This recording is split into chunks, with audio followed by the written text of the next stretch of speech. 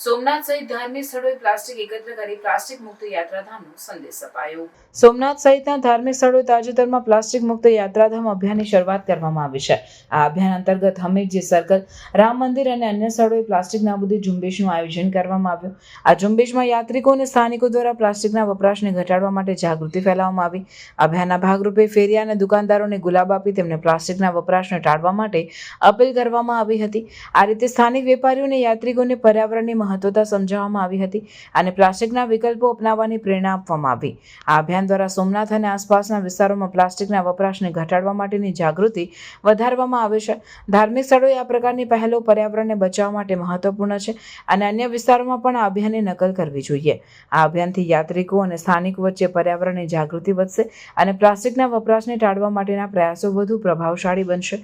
આ રીતે પ્લાસ્ટિક મુક્ત યાત્રાધામનો સંદેશ વધુ લોકો સુધી પહોંચશે અને પર્યાવરણને બચાવવા માટેના પ્રયાસો સફળ થશે.